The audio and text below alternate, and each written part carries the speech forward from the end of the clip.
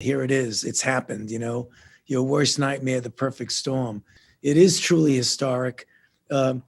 We haven't even begun to see the end of it yet. All you needed to do was look at the films on TV of people in some states who went from shutdown to complete throwing caution to the wind.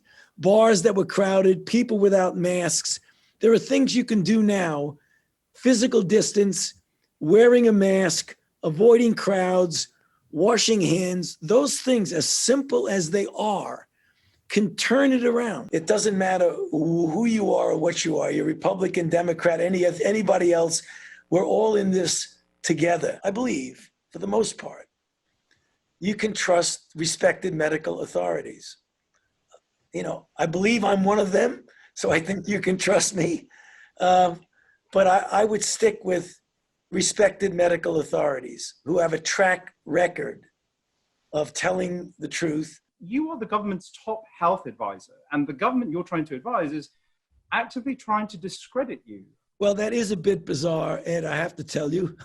I think if I sit here and just shrug my shoulders and say, well, that's life in the fast lane. Right. It is a bit bizarre. I don't really fully understand it. One of the things that's part of the problem is the dynamics of the divisiveness that is going on now, that it becomes difficult to engage in a dialogue of honest evaluation of what's gone right and what's gone wrong. Obviously, Ed, we've got to do better. We've got to almost reset this and say, okay, let's stop this nonsense and figure out how can we get our control over this now. There really is no reason why we're having 40, 50, 60,000 other than the fact that we're not doing something correctly. If you look at what's going on with the new infections, the age range of the infection, the median age, is about a decade and a half younger today than it was a few months ago.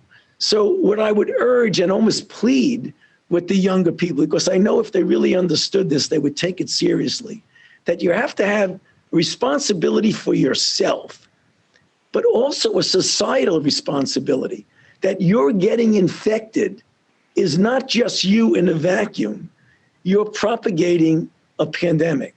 The United States of America has been hit very severely by this. We need to get better control over things, and we need to open up the country, because staying shut down has economic, employment, health, and other negative consequences that are significant.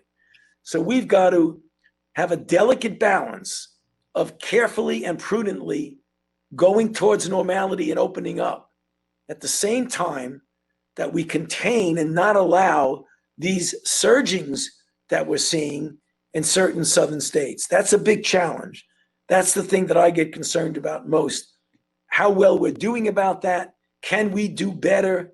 And can we turn this around? I believe we can. This will end, but I want to do it sooner rather than later.